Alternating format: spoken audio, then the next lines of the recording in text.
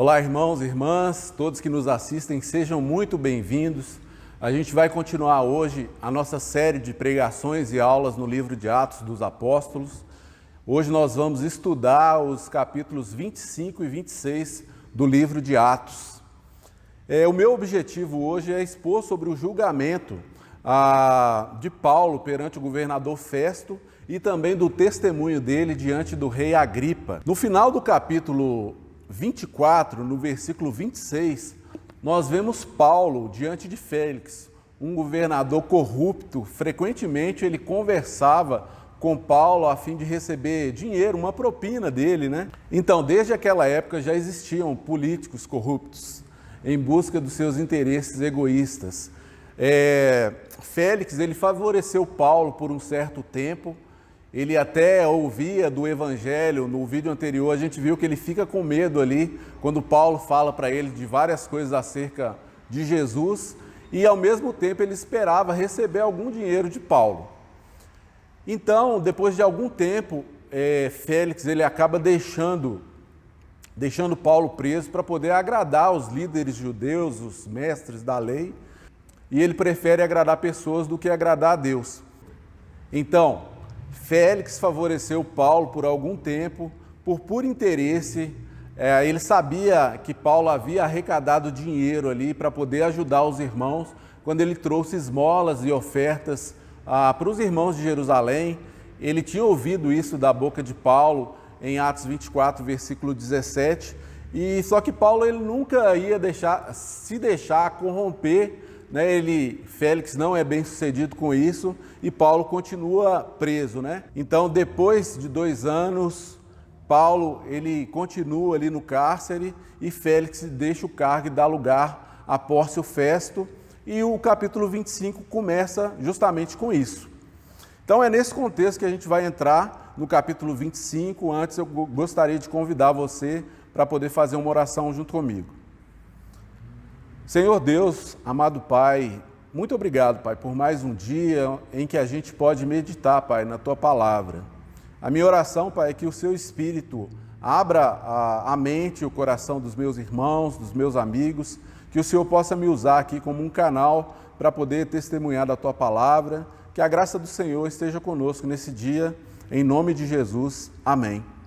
Então eu gostaria de convidar você para poder ler comigo Atos 25, de 1 a 12. 3 dias depois de chegar à província, Festo subiu de Cesareia para Jerusalém, onde os chefes dos sacerdotes e os judeus mais importantes compareceram diante dele, apresentando acusações contra Paulo. Pediram a Festo o favor de transferir Paulo para Jerusalém, contra os interesses do próprio Paulo, pois estavam preparando uma emboscada para matá-lo no caminho. Festo respondeu: Paulo está preso em Cesareia, e eu mesmo vou para lá em breve. Desçam comigo algum dos seus líderes e apresentem ali as acusações que têm contra esse homem, se realmente ele fez algo de errado. Tendo passado com eles 8 a 10 dias, desceu para Cesareia e no dia seguinte convocou o tribunal e ordenou que Paulo fosse trazido perante ele. Quando Paulo apareceu, os judeus que tinham chegado de Jerusalém se aglomeraram ao seu redor, fazendo contra ele muitas e graves acusações que não podiam provar. Então Paulo fez a sua defesa: nada fiz de errado contra a lei dos judeus, contra o templo ou contra César. Festo, querendo prestar um favor aos judeus, perguntou a Paulo: você está disposto a ir a Jerusalém e ali ser julgado diante de mim acerca destas acusações? Paulo respondeu: estou agora diante do tribunal de César, onde devo ser julgado. Não fiz nenhum mal aos judeus, como bem sabes. Se de fato sou culpado de ter feito algo que mereça a pena de morte, não me recuso a morrer. Mas se essas acusações feitas contra mim por estes judeus não são verdadeiras, ninguém tem o direito de me entregar a eles. Apelo para César. Depois de ter consultado seus conselheiros, Festo declarou: você apelou para César irá.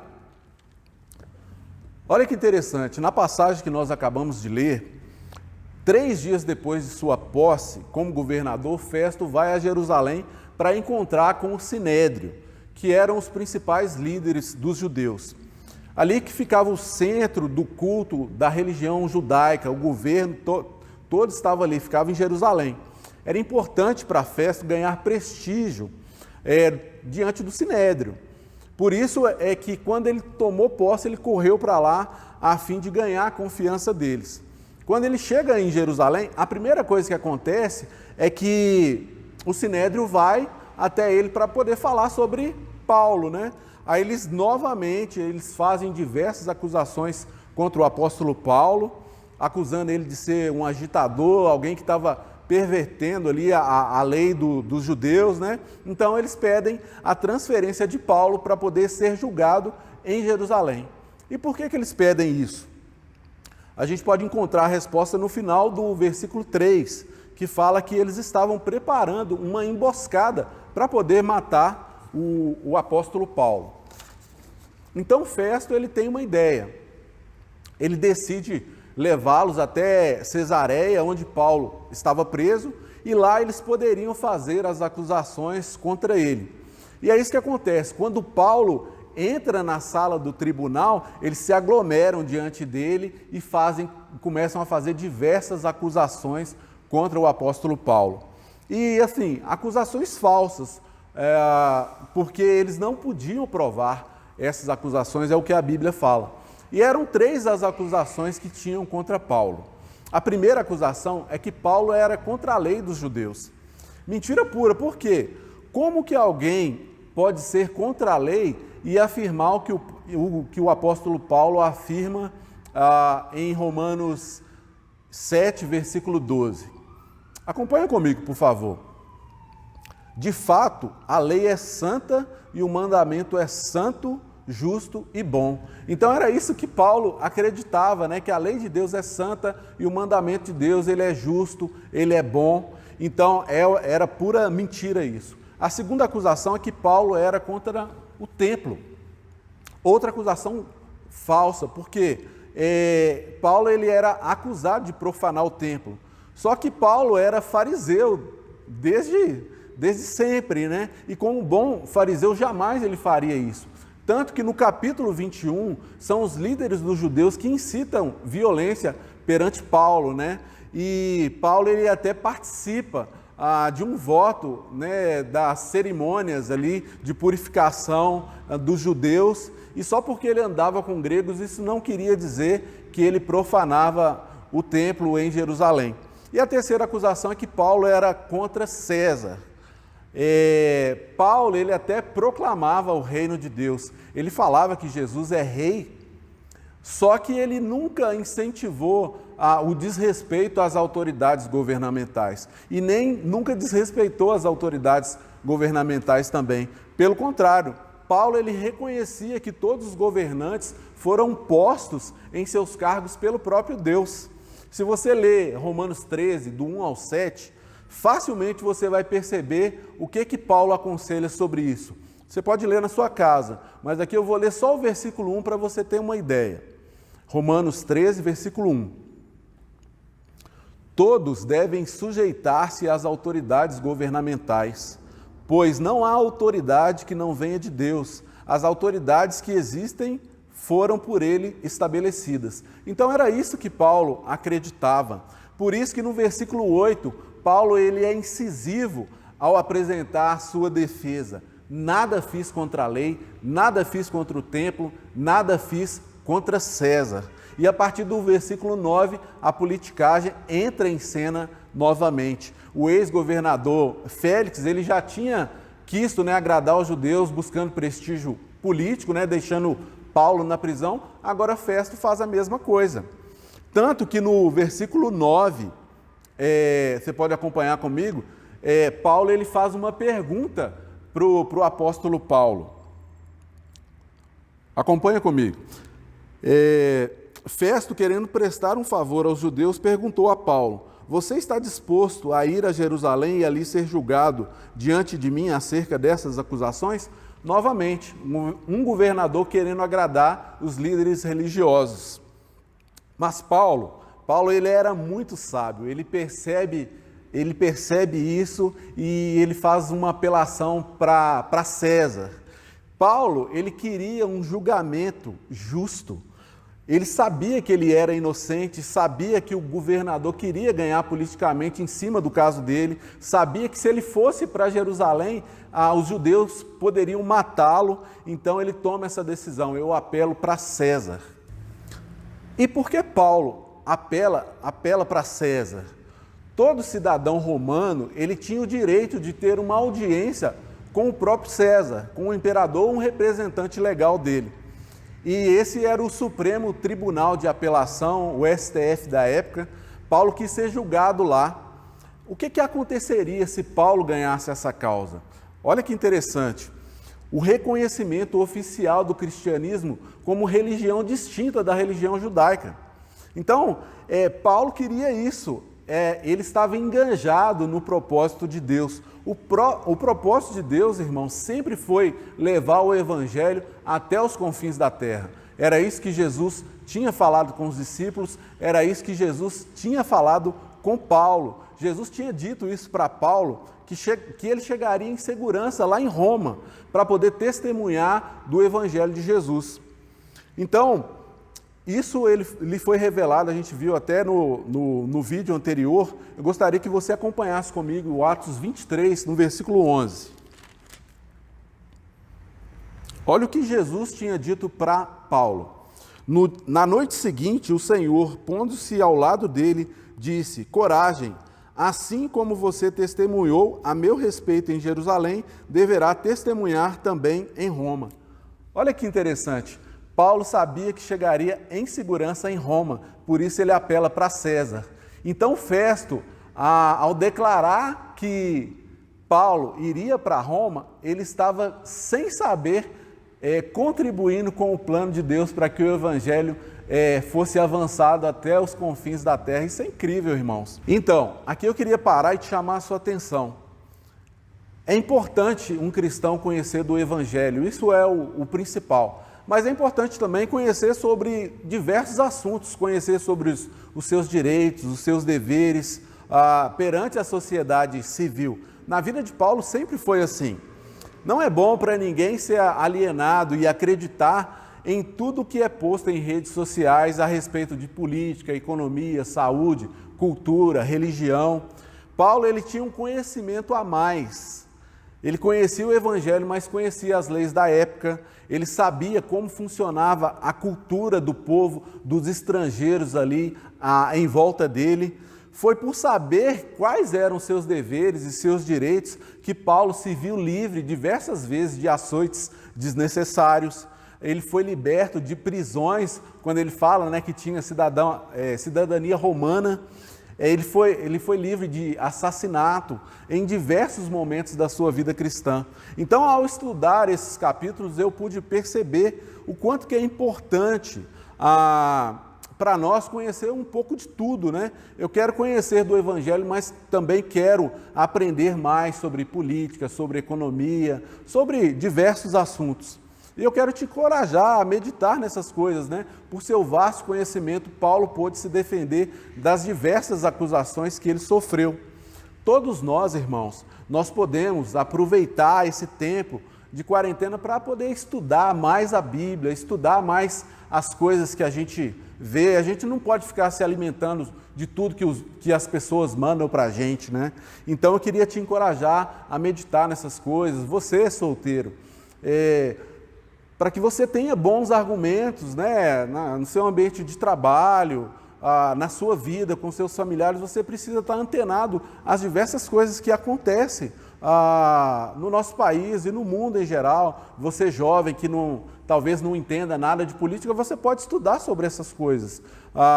Que não entende nada de saúde, por que não pesquisar e ficar antenado diante dessas coisas? Então eu queria te encorajar a meditar nisso.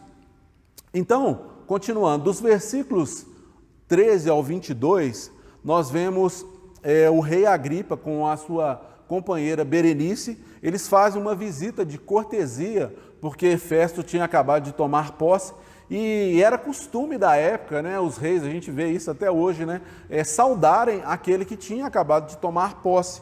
Então, o rei Agripa vem para Cesareia e ele fica ali diversos dias, e Festo aproveita para poder expor para ele o caso de Paulo. Então Festo ele conta o caso de Paulo para o rei Agripa, dizendo que ele não tinha visto nada de grave nas acusações feitas pelos judeus sobre o seu julgamento ali. E nesse trecho eu queria destacar apenas uma fala que Festo disse ao rei no versículo 19, depois que ele contou para o rei Agripa que Paulo estava sofrendo essas acusações. Olha o que ele diz no versículo 19. Pelo contrário, tinham alguns pontos de divergência com ele acerca de sua própria religião e de um certo Jesus já morto, o qual Paulo insiste que está vivo. Aqui eu vejo como que um não cristão vê Jesus. Repare no que Festo disse sobre Jesus. Ele trata Jesus como um certo Jesus já morto, que Paulo insistia em falar que ele estava vivo. Festo, que era gentio, ele não estava familiarizado, com a religião judaica e não conhecia nada sobre Jesus, e ele só sabia que Jesus tinha morrido. Então ele não cria também na ressurreição. A maioria dos que não são cristãos hoje tem esse mesmo pensamento acerca de Jesus. Eu mesmo, quando não era cristão ainda, eu não tinha me convertido, eu tinha essa visão, Jesus como um certo Jesus, alguém já morto. Eu achava loucura alguém morrer e ressuscitar, morar no céu para poder interceder por nós. E aí, um dia Deus mudou todo esse pensamento quando eu estudei o Evangelho. E se você nos assiste, eu queria chamar a sua atenção. Hoje, eu insisto com você, Jesus vive. Ele não é um certo Jesus, ele não está morto. Ele morreu, mas ele ressuscitou. Ele está sentado à direita de Deus e intercede por cada um de nós. Então, ele não é um certo Jesus, ele é o Deus vivo, ele é o Todo-Poderoso. E se você nos assiste, procura a pessoa que te enviou esse vídeo. Eu tenho certeza que ela vai ter prazer de te ensinar um pouco mais sobre Jesus Cristo, o Filho de Deus, e vai ser incrível. Isso pode te levar a um relacionamento íntimo e pessoal com Deus, isso pode te levar à salvação e à vida eterna.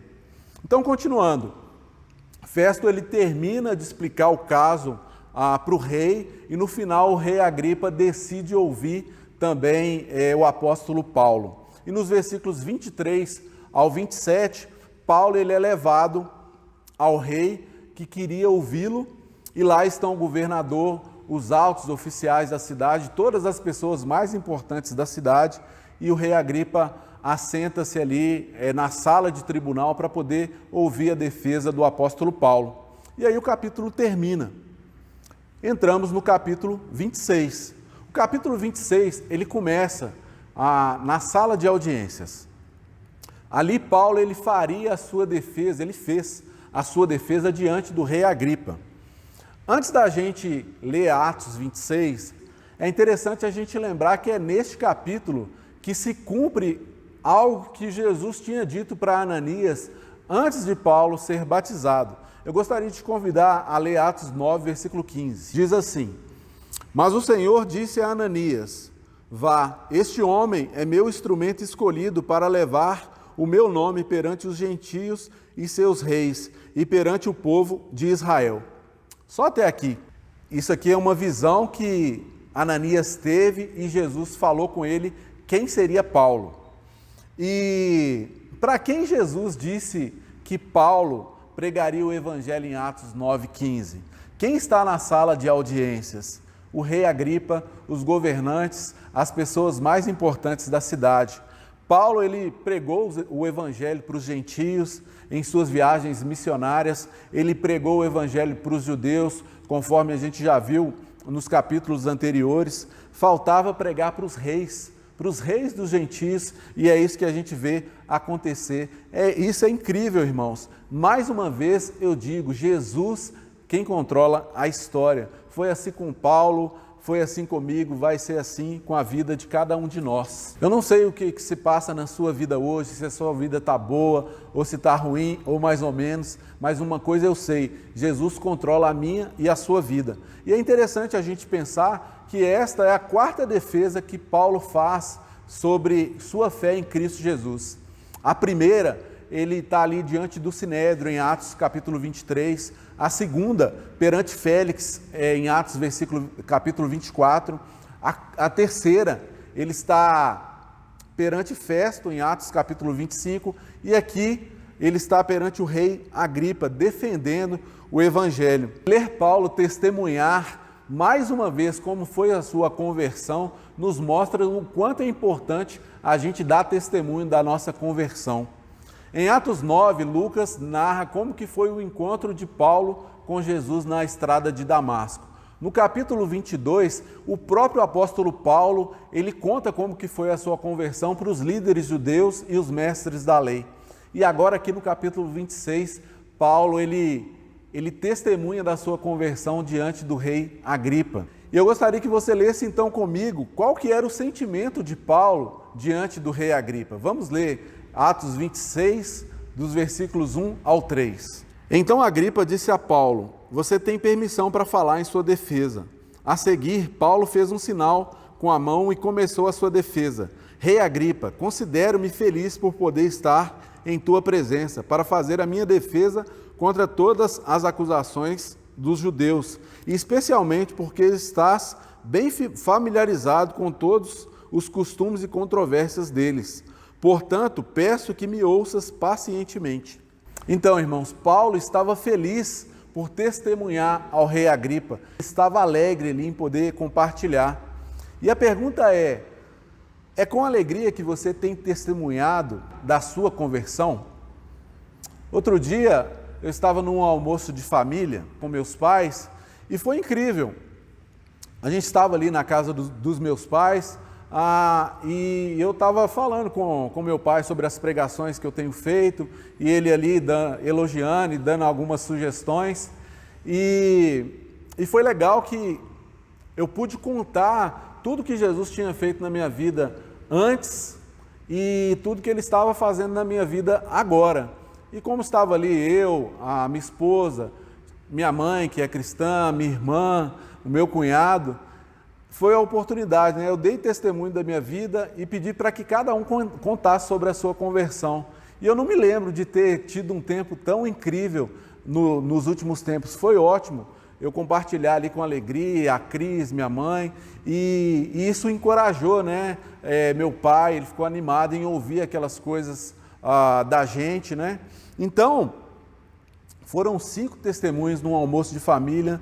A gente pode compartilhar com nossos amigos, com nossos irmãos. Eu quero te encorajar, irmão, irmã.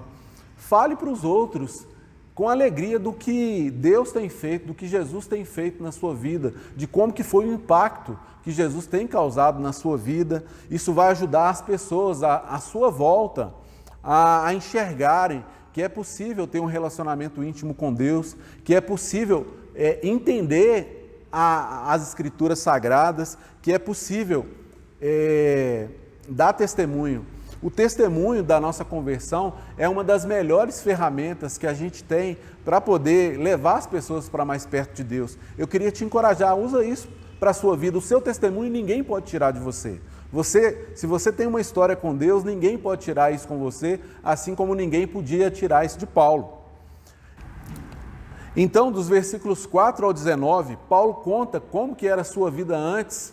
Ele era perseguidor da igreja e ele encontra com Cristo, é batizado e sai para poder pregar o Evangelho. E o que Paulo conta do que Jesus disse para ele sobre a sua missão. Antes mesmo dele começar a missão, Jesus já tinha dito isso para ele. Acompanha nos versículos 16 ao 18. Vou ler do 15 ao 18. Então perguntei: quem és tu, Senhor? Respondeu o Senhor: sou Jesus, a quem você está perseguindo. Agora levante-se, fique em pé. Eu lhe apareci para constituí-lo servo e testemunha do que você viu a meu respeito e do que lhe mostrarei. Eu o livrarei do seu próprio povo e dos gentios. aos quais eu o envio para abrir-lhe os olhos e convertê-los das trevas para a luz e do poder de Satanás para Deus, a fim de que recebam o perdão dos pecados e herança entre os que são santificados pela fé em mim. No encontro que teve com Cristo, Paulo recebeu a sua missão. E que missão era essa? Abrir os olhos das pessoas e levá-las das trevas para a luz de Deus. Tirar as pessoas do poder limitado de Satanás e levá-las para o poder de Deus, o Todo-Poderoso. Irmãos, a missão de Paulo também é a nossa missão. Nós fomos escolhidos por Deus para sermos servos e testemunhas dele, para abrir os olhos dos nossos amigos, familiares, colegas de trabalho, colegas de sala de aula, todos que nos cercam. Nós devemos ajudá-los a olhar para Deus pela ótica de Cristo. Somente assim eles poderão crer e se arrepender dos seus pecados e receber o perdão. A Bíblia diz que Paulo foi obediente à visão celestial. E o que é isso? Paulo, ele pregou a todos que ele pôde. Ele pregou para os gentios, pregou para os judeus em Damasco, ele pregou nas províncias e ele chegou a todos, aos governantes, aos reis. E qual que era a sua mensagem? Que as pessoas devem se arrepender de seus pecados e voltarem-se para Deus, mostrarem obras que demonstrem o seu arrependimento. Se formos obedientes como Paulo foi obediente, nós vamos contar com a ajuda de Deus, assim como Paulo contou durante toda a sua vida. O Evangelho é uma mensagem que muda a vida das pessoas. Essa semana a gente tem visto aí uma série de protestos contra o racismo nos Estados Unidos. Eu penso que se aqueles policiais conhecessem verdadeiramente o Evangelho, jamais eles matariam aquele homem daquela forma. Porque o Evangelho não apenas salva, ele transforma, ele muda a vida das pessoas. Vivemos num caos, na saúde, na política, na economia. E o que pode nos dar esperança? O Evangelho pode nos dar esperança, porque o Evangelho, ele fala do amor de Deus por nós. Um amor tão grande que o próprio Deus foi capaz de enviar o seu Filho para poder morrer na cruz, para que a gente possa acreditar que Ele perdoou os nossos pecados e assim ter chance de ter a vida eterna junto com Ele. Essa é a maior prova do amor de Deus, o Filho dele que Ele enviou por todos nós. Nós não podemos calar diante dessa verdade, não importa o que os outros vão falar. Festo, ele pensou que Paulo estava louco porque ele falava da ressurreição dos mortos. Acompanhe no versículo 24. A esta altura, Festo interrompeu a defesa de Paulo e disse em alta voz: "Você está louco, Paulo? As muitas letras o estão levando à loucura." Agora olha o que Paulo diz sobre a mensagem da cruz aos irmãos de Corinto. Em 1 Coríntios 1,18, Paulo ele diz assim: "Pois a mensagem da cruz é loucura para os que estão perecendo, mas para nós que estamos sendo salvos é o poder de Deus." Então não importa se nós estamos loucos por causa de Cristo, que assim seja. É melhor ser louco com Cristo do que ser são sem Ele. O nosso chamado, assim como foi o chamado de Paulo, é desafiar pessoas simples e pessoas importantes, como fez Paulo. Mesmo que não venhamos a convencê-los, não terão desculpas de terem ficado sem testemunho. O rei Agripa não se convenceu com o discurso de Paulo, mas não importa. O que importa é que o Evangelho foi pregado para ele. Eu queria terminar com Atos 26, 25 ao 29. Respondeu Paulo: "Não estou louco, excelentíssimo Festo. O que estou dizendo é verdadeiro e de bom senso. O rei está familiarizado com essas coisas e lhe posso falar abertamente. Estou certo de que nada disso escapou do seu conhecimento, pois nada se passou num lugar qualquer. Rei Agripa, crês nos profetas? Eu sei que sim." Então Agripa disse a Paulo: "Você acha que em tão pouco tempo pode convencer-me a tornar-me cristão?" Paulo respondeu: "Em pouco ou em muito tempo, peço a Deus que não apenas tu, mas todos os que hoje me ouvem se tornem como eu, porém sem algemas." Olha que incrível, irmãos. Mesmo Paulo preso em algemas, ele era livre. Paulo ele sabia que o que prendia ele antes de conhecer Jesus Cristo, era o pecado. Mas Deus o libertou quando ele entregou a vida dele para o Senhor Jesus. Esse era o desejo de Paulo para todas as pessoas, que sejam livres em Cristo, confessando a sua fé nele. Aqui está a verdadeira liberdade. Não existe liberdade maior do que a nossa liberdade do pecado. Afinal, é o pecado que fere as pessoas, que deixam marcas horríveis nas pessoas, e ser liberto disso vai te dar a oportunidade de ter uma vida nova, transformada. O rei Agripa, ele não foi convencido pelo discurso de Paulo, mas ele reconheceu que tudo que Paulo falava era verdade. Tanto que, se você ler o restante do capítulo 26, você vai ver eles comentando que Paulo ele poderia ser liberto se ele não tivesse apelado para César. Mas, na verdade, o plano de Deus estava se cumprindo, porque Paulo ia testemunhar do Evangelho em Roma. Então, eu queria deixar duas aplicações práticas. A primeira é: não seja alienado. Lembra de Paulo? Ele conhecia do Evangelho, mas também entendia de leis, de cultura e de tudo mais. Aproveita esse período de isolamento para poder estudar, irmãos. Estudar a Bíblia, estudar diversos assuntos, saúde, política, economia. Eu tenho certeza que isso vai acrescentar na sua vida com Deus e vai te ajudar também a ter bons argumentos. A segunda é: não deixe de testemunhar o Evangelho. Lembra do que eu falei? O Evangelho, dar testemunho do Evangelho é uma das melhores ferramentas para a gente poder levar as pessoas para mais perto de Deus. Então é isso, a gente vai ficando por aqui. Na próxima semana nós vamos finalizar o livro de Atos. Eu vou compartilhar os capítulos 27 e 28, e que conta a viagem que Paulo fez, né, de Cesareia até Roma. A gente vai ter a oportunidade de ver como que foi essa incrível viagem, e eu espero que você esteja animado com isso. Eu queria chamar todos a uma oração.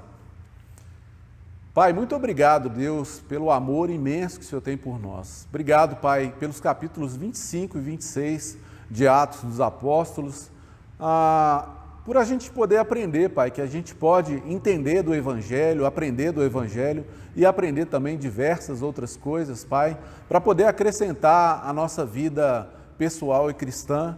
Nós podemos também, Pai, usar essa ferramenta que ninguém pode tirar de nós, Pai.